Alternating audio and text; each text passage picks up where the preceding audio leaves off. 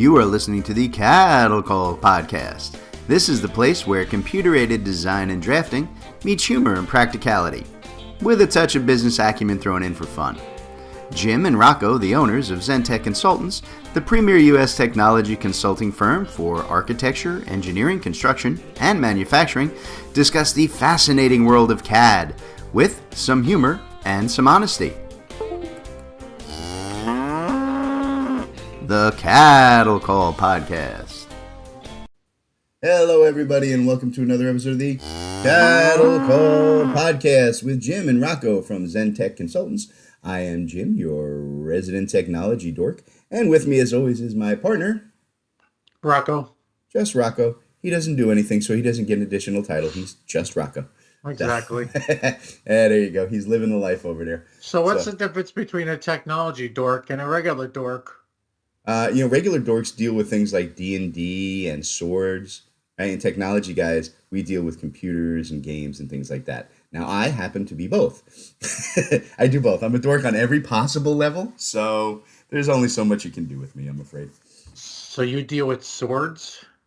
I love swords and fantasy. I'm a fantasy author. I play Dungeons and Dragons. I do all of them dorky things, man. How do you not love that? You don't watch The Witcher and play the video game for like Elder Scrolls? I love that stuff. I'm just envisioning you with a sword, and that's just scary. I had one for years. I had a nice big, katana that I used to have, run around. I'm not a LARPer. I don't do that. Though I thought about it. But in the end, my wife was like, dude, if you ever want to have sex, you're not doing that. I was like, all right, fine. So, you gotta limit how much dorkness you get involved in if you want to have women in your life. I'm sorry, that's just the way it goes. So, goodness. That's not what we came here to talk about. No, that's funny though. So what did we want to talk about? Oh, I know what I wanted to talk about. I wanted to talk about technical support for your staff today. And before we do talk about technical support, I need to define what I mean by those actual words, right? When I say technical support, and I want to define it because it gets confused a lot of the time with software support. And those are not, and they never have been, the same thing. Software support is what you get from your software developer in case something goes wrong, with the software itself, right? If you can't install the program, or it's constantly crashing, or, it sets fire to your monitor, little things like that. Those are software support issues. Technical support is an entirely different beast. And let me guarantee you this, folks. There is no software developer that provides technical support for their software, no matter what terminology their salespeople might use. Technical support is what you need when you're having issues with the process of a system. In other words, right, when you need to know the how of doing something, right? So think of it like this, right? If your CAD system doesn't work, just not running, that's software support, right? But if the software works fine, but you just have no clue how do you even begin designing, a 3D corridor model, that's technical support. And technical support is what I want to focus on today, right? And it's really, I think, the most vital thing that you can provide to your staff, because it's what you need where the rubber meets the road, right? It's efficiency, time, money, and productivity. All those things die when your staff has nobody to turn to for technical support at the exact moment they need it, right? So think about this, right? How many times have you guys listened and seen your job, right? Whether it's a design project or a construction project, doesn't matter. How many times have you seen it delayed for days, even weeks, right? Because you're stuck trying to work out a tech process or figure out why the process is giving you obviously bad results, right? And this is something that all of us face, right? And getting you and your staff that type of support to help alleviate those problems is what I want to focus on today. All right, so Rocco, in terms of software versus technical support, do you find that most people you talk with kind of understand the difference between the two, or do a lot of people assume that they're kind of the same thing? Yeah, they just lump it all together. I mean, you buy the software, you think you're going to get people to help you. I mean, I think at some level people understand that they need training, and that's separate. but there's not a clear definition. Yeah. Now I find that a lot too. Most everybody, kind of like I said. That's why I say, the sales folks sometimes kind of blur that intentionally, thinking, oh, well, we'll be there, we'll help, because they're salespeople. That's what they do. No assault, no insults meant, Rocco. Don't get upset. So, yeah, he's gonna remember that for later. So you see, that's why he came at me with the dork comments, because he knew that I was gonna browbeat on the salespeople a little bit today. So, all right. So look, folks, there are really kind of two sources, I guess, that most of us can use for technical support. There are resellers and there are technical consultants. And the first thing I want to stress here is that the technical support is almost never included as part of the software purchase. Like Rocco was saying, it's a common misconception that because you bought software from reseller A, right, that they're going to help you out on these technical problems when you run into them, and sometimes they will, right? But usually only if you've purchased enough software from them to make it worth their while. And look, if you buy 500 seats of a project management system, right, from the salesperson, right, it's worth enough money to cover the cost, to have one of their tech guys talk to you for an hour or two, right?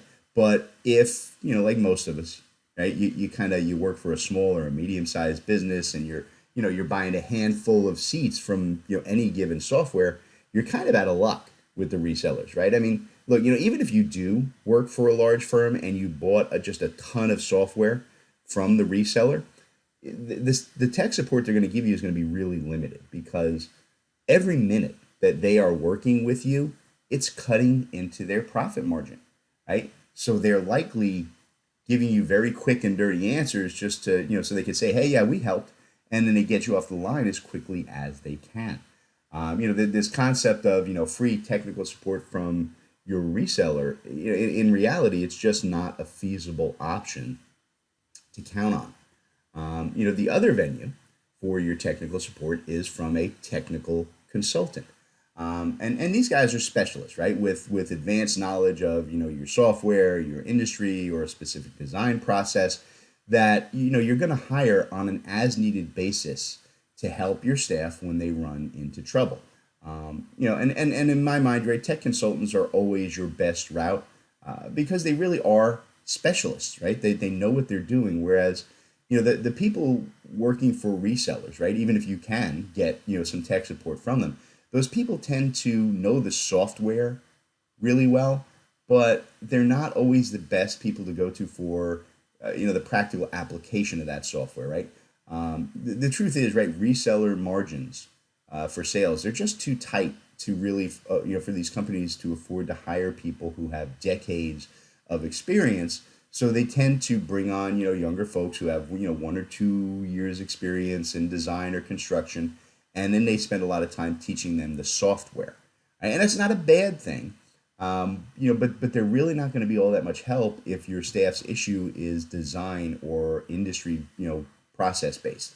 So, all right. So Rocco, here at Zentech, right, we actually fall in both categories. We're both a reseller and a technical consultant.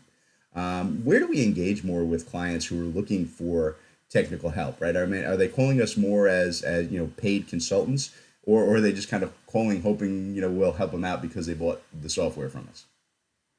I mean, it's a combination of the two, but from a services standpoint, it's more as a paid technical consultant. I mean, they understand they need help. They understand that we help people with workflow improvements and the how to. So that's what we see more. I mean, are there people that come to us from the technical support standpoint, again, of the misconception? Sure, there are, but that's not how we position ourselves. Yeah, we try real hard to make it clear to folks up front, that our primary business is as technical consultants. So I think we're a little bit ahead of the curve on that, and that people at least expect that from us, because we're real straight about it up in the beginning. I think in general that the word consultant, it scares people. Right? They hear consultant and they're envisioning, dozens of guys in suits crawling all over their company and changing things at random, and costing them hundreds of thousands of dollars. And that is not the type of consulting we're talking about here, right? Technical consultants are specialists, right, with a detailed background in a given industry, right, and they focus on helping you set up standards and, like Rocco said, optimize your workflows, right, and address issues and questions and problems at the exact moment that you need them to. Um, and these folks are going to know your software inside and out, but more importantly, they understand the final output that you're trying to achieve, and they can help you avoid common mistakes and oversights, right? They can come back to bite you later on in the job. And yeah, you absolutely have to pay for this type of consulting. That specialized knowledge. This is what consultants are selling, right? It's how they eat. And if you guys have ever seen me, I'm a pudgy bastard and I eat a lot. So we have to charge. The good thing though is that a consultant's help has a direct and immediate return on investment. Usually you're engaging with them to help with a specific issue, right? That's either holding up your project or something that you see as a recurring delay on all your jobs, right? If this problem comes up every project we do, and either way, resolving these problems instantly makes you money by getting your job or your jobs up and moving the way that you need them to. In most cases, just the fact that that job is moving forward again, it usually pays you way more money than the consulting fee you're paying out for that guy. Right? It's an immediate increase in profits just by getting that technical consultant involved. I think the other part of this equation that you have to consider is timing. Resellers, right? Because they're not actually being paid usually for technical support. They tend to be slow in responding, right? And they have other issues that take precedence for them, right? Whereas, a paid consultant, right, he makes his money by providing you with, immediate, reliable service. If he can't get you answers quickly and correctly, right, you're just not going to keep working with him. It's kind of, it's the free market at work. Either you're going to do a good job for your client here or you're just going to be done. And the resellers, I think, are far more interested in selling seats of software than they are in helping you. And the truth of the matter is, you've already paid for the software, right? So they have no real incentive to help you solve whatever issue you're having. And I think that is particularly true if you're caught in that, software as a service, monopoly of, yearly subscriptions. In that case, right, resellers and developers, the software developers in that model, they don't even have to pretend to care about your business or your problems because you have to just keep paying them year over year or they're just going to turn off your access to the software. Isn't that just a lovely position to be caught in as trying to work? But I tell you what, right? Before I begin ranting about evil corporate monopolies and once more and frustrate Rocco, why don't we just take a break here? Let me take a breath so I don't get angry, and then we'll take a listen to today's sponsor. And when we get back, I want to get into the different ways that you can engage technical support for your staff. All right, so stand by, folks. We'll be back in just a minute with more of the Cattle Call Podcast. Hello, everybody. This is Jim and Rocco with Zentech Consultants, and we wanted to talk to you today about Bluebeam Review, the premier quantity takeoff estimating and markup software for PDF out there on the market today. And at Zentech, we are a premier Bluebeam partner here in the U.S. We're here to help you guys with all your Bluebeam needs, from software sales to training, consulting, configuration, and everything in between in all things Bluebeam, from the standard version to the extreme version and anything else you might need. So, in terms of Bluebeam, Rocco, how do people reach out to us if they want to start that conversation? Yeah, just hit up our website, give us a ring, or send us an email, or through Osmosis. That works too. Osmosis is good. Yeah, zentechconsultants.net or sales@zentechconsultants.net, or give us a ring, 866-824-4459. All right, Zentech Consultants, your home for all of your Bluebeam software needs. All right, everybody, welcome back to the Cattle Call Podcast, where we're talking about technical support today. And for the second half of today's show, I want to get into the different ways that you can engage with technical consultants and resellers to get your people the help they need at the exact moment they need it. And there are a couple of ways to do this, and some I like better than others, but they're all worth considering for your company. Look, I'll be fair and say, and I think you guys got this in the first half, that I prefer working with technical consultants myself. So for this conversation, I'm kind of going to relegate the reseller channel to the second chair here. Even if that annoys Rocco, who has worked in that reseller channel for decades now, because he's really, really old. Folks, don't tell him I said so. But like I was saying earlier in the show, even when resellers are getting paid to help you, you're never going to be their top priority, and their staff, I find, is usually less experienced than I am. So I always worry about the level of support that they can offer me. So the first concept I want to address here is the idea of paying for technical support, through a consultant on an hourly basis. Right? And this model, I think, really tends to scare companies a lot. They don't like the idea of being hit with unexpected charges out of the blue. Right? Their thought is that Joe Worker is going to call tech support and tell them to fix a problem. Not realizing that's going to take 100 hours to do, and now they're going to get a bill for several grand, and that's going to freak out the owner who didn't have that in his budget, right? And I certainly understand that concern, particularly as a business owner, right? Nobody likes the quote unquote open checkbook model of consulting. You're looking to keep a firm control over what you're paying out, or at the very least know that the person approving the work, in your company, or contacting the consultant, understands what the impact of that engagement is going to do to the business, right? And kind of to help control that, what I've seen a lot of companies do is go the route of limiting who can call the consultant for help. They give the consultant a list of approved names, and these are the only people who are authorized to work with you.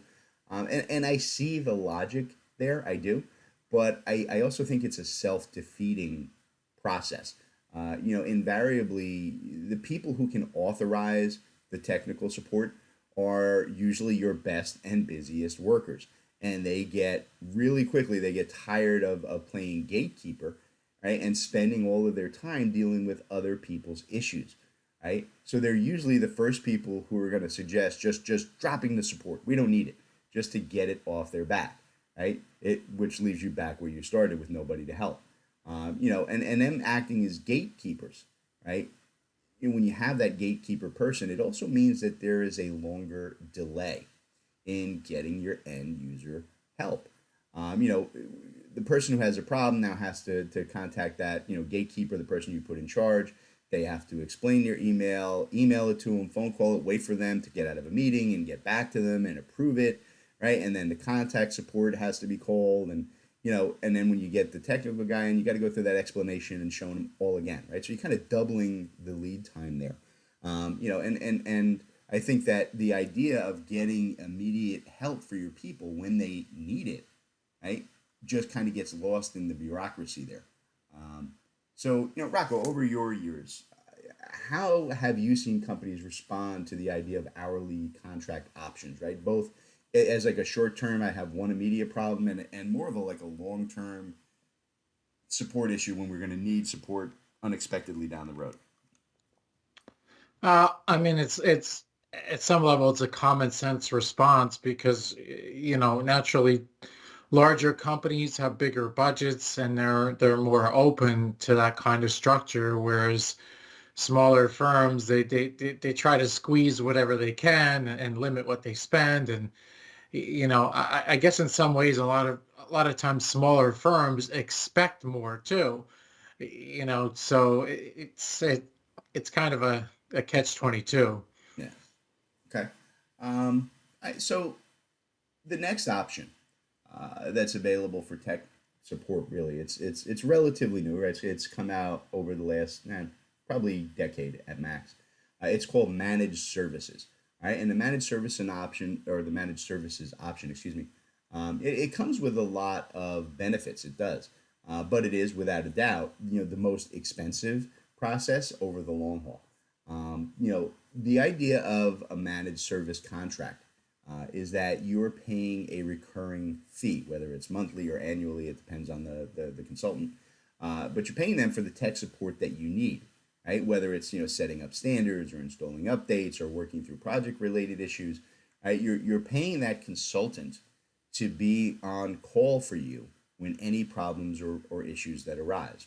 And usually you're kind of engaging with them on a line item basis, right? Meaning that you buy each class of support separately. So, if you want them to handle doing all of your software updates and your patches, right? That's one fee.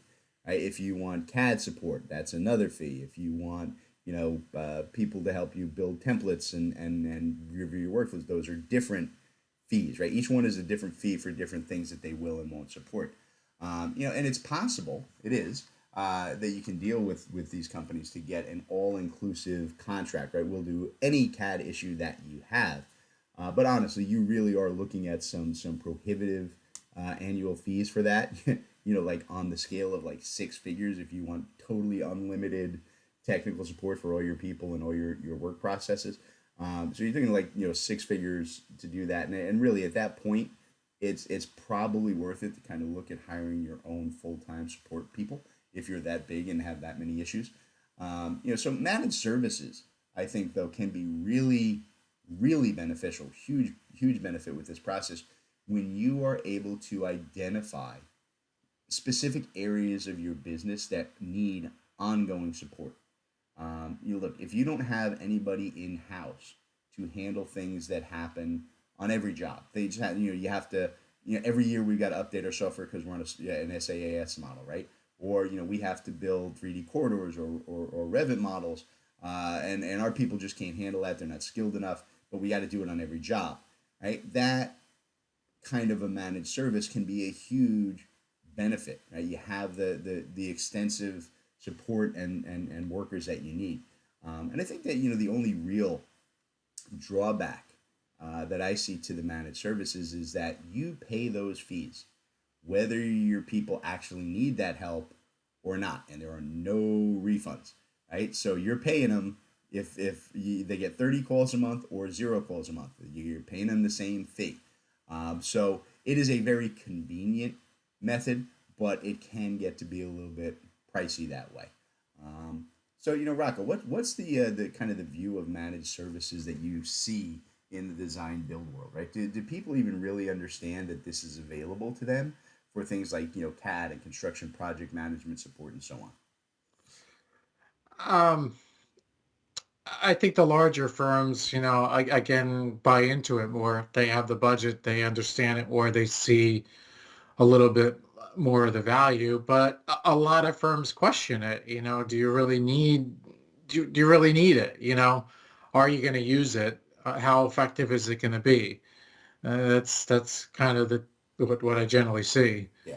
Yeah, I same thing, right? I see, going to the managed services, I see a lot of the bigger firms that we deal with will pull managed services contracts because, even like you said, maybe it's worth hiring somebody, but they also, in the larger firms, they look at, yeah, I can hire somebody to do this full time, but that means, health insurance and, 401ks and, paid time off and, all the additional benefits. And like, yeah, I'll just pay the six-figure salary to the consultant, and then when I need him, and I don't have to pay any benefits. So yeah, And that way you have it all under your roof. You're controlling the situation versus, waiting for somebody to get back to you. And it just there's a benefit to that as well, to having somebody under your own roof. Sure. Yeah, and you know that they're working on your processes and your processes only in developing things to the needs of your specific firm. So yeah, definitely, there's definitely an option to just hiring a good support guy as well. So the last option that I want to talk about here today for technical support is actually my preferred method when I have to get technical support, and we actually use it a lot here at Zentech, and it's the concept of a prepaid support contract. And I think that this offers a nice compromise between the hourly rate and the managed service options. I think it's a nice mid-road for most folks to go with. So the idea is that, with a prepaid contract, technically you're still paying an hourly rate, right? But what you're doing is you're paying for a maximum amount of support time in advance, right? In other words, you can pay for a 40-hour block of time upfront based on an hourly rate, whatever it is, just 40 times whatever the consultant's hourly rate is. And then you can just let your staff connect with that tech consultant whenever they want, whoever wants, whenever they want, because you know they can't run over the budget or incur unexpected fees. You've already paid all of it. The money's already done. You paid the consultant. It's all set. And this way, anybody in the company can just reach out, right? And then we can just jump on and do a screen share and a Teams call or whatever, or a phone call or emails to get their problems fixed immediately, right? And the consultant is just going to give you a summary of whatever hours they worked, who they worked with, what they did, and then how many hours do you still have remaining on the contract, and I think that the great thing here is that you can usually get a discount on the hourly rate based on how many hours you buy, right? The idea being there that the longer the contract, the lower the rate. One thing you will definitely want to be careful about here is to check the consultant's policy on contract expiration. Some consultants set a limit on how long the contracted hours are valid. And I have seen a lot of folks who limit it to 1 year, and any unused hours are lost at the end of the year, right? Meaning if you call them after, 1 year and 1 day, thinking, I still have 10 hours of support time, you're out of luck. Listen, and I am not a fan of that type of contract, though I do understand that the consultants see it as a way to make some good money, free money. Basically they're essentially betting that you're not going to use all of those support hours before your year is up, and that increases their profits. I get it, I do, but honestly, I suggest avoiding engaging with contracts like that, or at the least, if that's the kind of person you're working with, buy much smaller hour blocks so that you're going to use them. Try, don't run over. So, Rocco, we do a ton, like I said, of this type of work here at Zentech with what we call our tech blocks. And it's one of our fastest growing service offerings. So how do you find people responding when you first bring up, the tech block idea for support? And what is our renewal rate like for that, right? Do most people keep renewing those tech blocks as they get used up? Yeah, folks definitely like the structure. I mean, we're not, we try not to oversell. Um, and I think people understand that and they appreciate that. I mean, we'd rather sell a smaller block and make sure that customers are satisfied with the time that they spend with us and buy more than to overspend, overbuy, and have so many hours sitting there. So they definitely appreciate it. We work with a lot of smaller firms, and again, they have limited budgets, and so they like that structure. And the renewal rate, it's pretty high. I mean, it all depends on what a customer needs. And again, we're not going to sell you on something you're not going to need long term. So we definitely want repeat customers, but we don't want you having 50 hours just sitting there on account for when you might need it someday. Yeah. So And look, I think that's logical. I mean, I kind of like the way that we approach that. I think your point is a real valid, right? For us, it doesn't really make a difference, right? So if you just say, look, instead of a 100-hour block, I'm going to buy a 10-hour block. Okay, if you buy 10-hour blocks or 100-hour block, we're going to get the same amount of money. It doesn't matter to us. I think it's better and safer and a lot more comfortable for people to buy the shorter block, work through it, and see the value, right? Did this work for my company? Did my people get the help and the support that they wanted? And whether you do this with Zentech or somebody else, you need to look at it in that respect, right? Do the shorter block, check with your people. Now, that was really good. That helped a lot. I hope we can keep going with those guys. Then just renew another 10 and another 10 and another 10, right? Just keep it rolling. I think that's probably best for everybody involved. Doesn't hurt the consultant in any way, and it certainly, I think, is best for the end client. So look, folks, at the end of the day, whichever methodology here that you choose, the key is to make sure that you're working with a technical consultant that you know and trust to be an expert in your field, and with the software and the processes that you need. And you need to engage with someone can provide that help. And it's not always easy to find, those people, unless you're talking to Rocco and I here at Zentech, then of course, no brainer, right? We know everything. But one thing that I always suggest is, when you're looking at a potential consultant, to engage them to run a formal staff training, at least one, for you before you hire them on a regular basis, right? So I think training will give you a great sense of what their breadth of knowledge is, right? What's their personality like, and what's their real understanding of your industry in front of people who are having problems. And look, I'll say that almost every single long-term client that we have here at Zentech, they started out with us as a student in one of our classes. We do regular 8-hour online public classes on all the different types of technologies and industries that we support here. And I think that our clients get really comfortable with our staff and who we are and what we can and what we can't do, because we try to be honest about that. And I really do think, right, when you look into this kind of a setup, training should always be your first engagement point, because worst case scenario, right?